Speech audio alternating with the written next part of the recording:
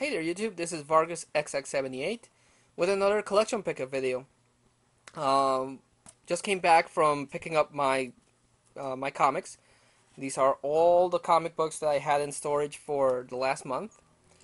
I also want to share with you guys some other stuff I picked up. Uh, stuff that I picked up at swap meets and during my comic run. So it's probably going to be a two-parter, guys. So let's get started. First off, the comic books. I want to start off with Amazing Spider-Man issue 653. This issue finds Spider-Man still stuck to that shuttle that is carrying the Scorpion and John Jameson. In the meantime, Smythe and his cybernetic bug army are starting to, really overwhelm Major Jameson. So Spider-Man is able to call on the Avengers, and the Avengers come and, try to help as best they can, but there's just too many bugs. So things are not looking good for the heroes. By issue 654, Spider-Man goes back to I think it's called Verizon Labs. I'm not sure. Horizon Labs, yeah. Back to Horizon Labs, and he builds this machine that will effectively disconnect all the cyber bugs from Alistair Smythe. The problem is that by using that machine, he's gonna take off his spider sense. It's gonna short circuit his spider sense. So says, he's got to do what he's got to do to save everyone, and he activates the machine, and he obliterates the connection with all the bugs, and he does indeed wipe out his spider sense, which is seems kind of weird. I mean, that he would be so willing to sacrifice the one power that has saved his life on countless occasions. His spider sense has saved him so many times, and that he would be like, whatever, and activate the machine seems kind of weird. But even though he did stop the bug army, Alistair Smythe still gets revenge on J. Jonah Jameson by killing Marla Jameson, his wife, and the woman who got Spider-Man his new cushy job. So that's a big death, and because Marla Jameson has played a big part in recent Spider-Man issues. So yeah. Also, this issue is big because it shows the origin story of the new Venom. The Venom symbiote got separated from Matt Gargan, who's the Scorpion now, and it got bonded to Flash Thompson. So that's an interesting thing, to bond the Venom symbiote to Spider-Man's oldest rival and now friend. They have been building up Flash Thompson, the recent issues, so I guess they were leading to that, but it's still something big to have that happen. Then Marvel came out with these .1 issues as a way to, get new readers. They're priced cheaper. They're priced $2.99 as opposed to their other books, which are, at $3.99. And that's something that really, really I don't understand of Marvel. DC, Top Cow, Bongo Comics, I think even Dark Horse has been able to hold their price point at $2.99. So why Marvel can't, with all the money they got from Disney and all the money they make from their movies, just seems weird. But 654.1 focuses on Venom's first Black Ops mission. Flash Thompson is sent in the field with the new Venom symbiote, and already he's starting to lose control. He gets mad because the people that went to stop blow off his legs. And he loses it, and he turns into, full-blown Venom mode. So already the symbiote is starting to overtake Flash Thompson. So I'm debating whether or not to pick up the Venom series.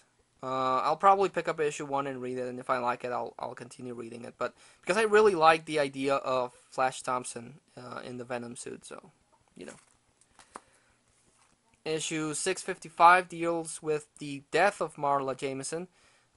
This is actually very reminiscent of the DC white covers from a month back, and they're at the funeral for Marla Jameson, and Spider-Man has this very interesting dream sequence where he meets up with all the dead people, all the good dead people in his life, and how he's been unable to save them, and how unfair it seems that all those people have died and stayed dead, while all his villains seem to come back and just torment him some more. But by the end of this issue, Spider-Man swears that no one else will die under his watch. So I don't know how that's going to work out for him. But this is a very good issue. very, very good issue. I really recommend this issue.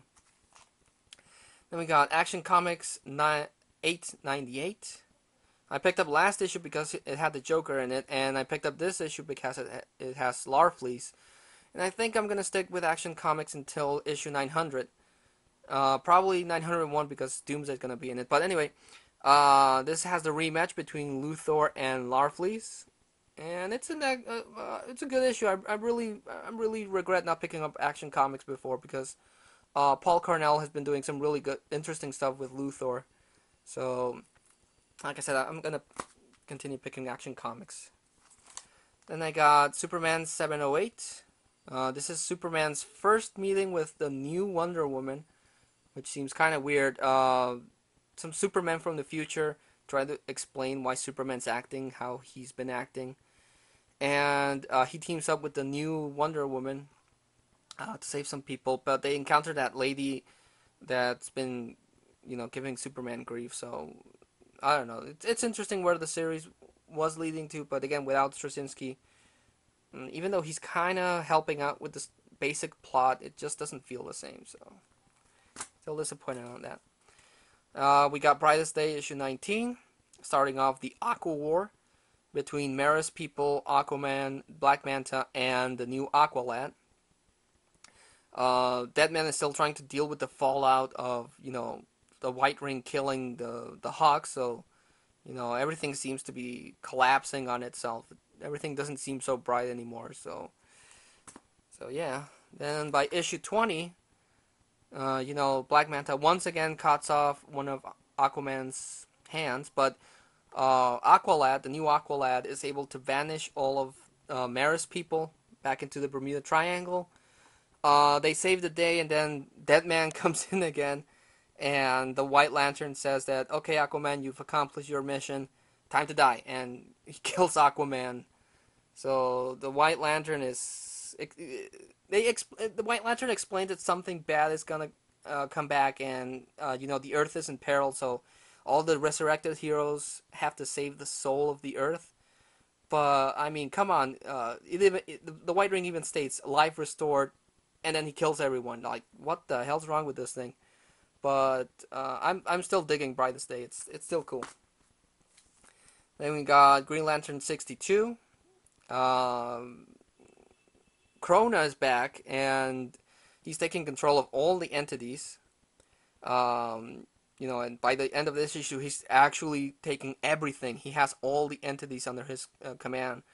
So, Hal Jordan's like, what do I do now? And then all the lead lanterns like Sinestro, Larfleeze, Indigo One, Atrocitus, they all say that we gotta stop him. So he goes off into space with the new Guardians.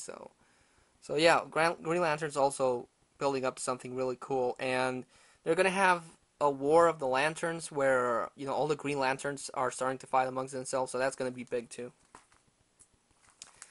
Then we got Wonder Woman 607. This time she faces off against the Minotaur that the Morrigan created. As she's stopping the Morrigan, she's becoming more ruthless, and eventually, they'll take control of her, or so they lead to believe. But the three Amazons that they resurrected before, Artemis and Cheetah and someone else I don't know, are also starting to kill off the Amazons. So, things are not looking good for the new Wonder Woman. And we got Batman and Robin issue 20 with a new creative team of Peter J. Tomasi and Patrick Gleason, who help out in Brightest Day. In this issue, Batman and Robin meet up with Kirk Langstrom, the Man-Bat, and, a big mystery with his shiny bat babies that Langstrom is asking for them to help him save. So, that's weird. Then we got Batman 707, concluding Dick Grayson's fight with Sensei. Sensei actually does find the Mask of the Beholder. I thought for sure it was the black mask that was what he was looking for, but no, it's actually a totally different mask, and he's able to siphon off the life energy of I Ching, Dick Grayson, and Peacock. But you know, at the sacrifice of his own life. So they're able to stop him. They break the Beholder mask. Sensei escapes with half of it, and that's the end of the issue. By the end of this, the Riddler and his daughter Enigma meet up with someone that's flipping the Two-Face coin. So that's gonna be the next big thing apparently. But it looks like a woman, so I don't know what's up with that. Then we got Superman Batman 81.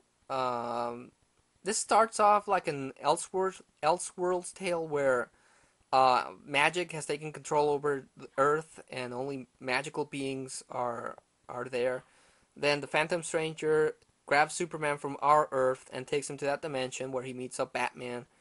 And by the end of the issue, it's revealed that it's not an alternate Earth, but it's actually the future. So yeah, this is an interesting comic. So really looking forward to next issue, which, like I mentioned, is huge because Batman Superman was starting to suck, but it's good again. Then we got Justice League of America issue 54, The Rise of Eclipso. In this one, Eclipso returns, and he's starting to turn all the people that are related with darkness or bad guys that, you know, have dark powers or something. He's building up everything, and he's basically going to stop the Spectre and take over the world, of course. So yeah, it's interesting. And we got the final issue of Ratchet and Clank, issue 6 of 6. Really cool. It's got a really sinister cover with Artemis Sog there. Ratchet and Clank are trying to fight the clock to stop him. By the end of the issue, they do, but they live a Ratchet and Clank activate the teleportation machine, and basically are able to stop Artemis Sog, and he gets sucked into the portal. By the end of the issue, he gets thrown into this dimension, and he's in this little asteroid, and he meets Parzival. What was his name? The guy from Ratchet and Clank Tools of Destruction. Parzival Tachyon. Yeah. So that might lead to another comic book series from Ratchet and Clank, and I'd buy that. I like the Ratchet and Clank series, so yeah, good issue. Then we got Wolverine issue 5.1, again, continuing those .1 series. This one focuses on Wolverine's birthday. His new girlfriend is trying to throw him a birthday bash with all the Avengers and all the X-Men and everyone. And Wolverine, you know, he's had a bad history on his birthday, and he's like, no, I don't want a part of that. So he goes out to the woods to hide, and, you know, he meets up with these two cannibals, and he takes care of them. At the end of the day, he is able to get to the cabin, and his girlfriend is asking, like, well, where were you in? You know, but she reveals that his birthday was a totally different date from what he thought. And his new girlfriend's a reporter, so she looks into the James Howlett history and is able to figure out Wolverine's birthday. And it's a totally different day. So, you know, it might be the start for happier birthdays for good old Wolverine. It's a good issue. Then we got Wolverine issue 6. Wolverine's back from hell, but his body and his soul are in conflict with all the demons that were possessing his body. The demons seem to overtake Wolverine, so it's up to the X-Men, Emma Frost, Cyclops, Namor, and Magneto to stop him. And Cyclops has been training and, you know, running simulations on how to take down Wolverine with the Wolverine protocols. And he's able to devise all these plans on how to do it. And, you know, with demon-possessed Wolverine, he's going to be able to use them. So, really looking forward to the rest of that storyline. Then we got an issue I never thought I would see, Wolverine 1000. Yeah, they jumped ahead a whole bunch of issues, I guess. And this one basically has a lot of little mini-stories, Wolverine fighting Nazi werewolves, and other stuff. So I like this issue. It has a lot of really cool mini stories that I enjoyed. Well, I think I'm going to stop the video at this part. Hope to see you for part 2.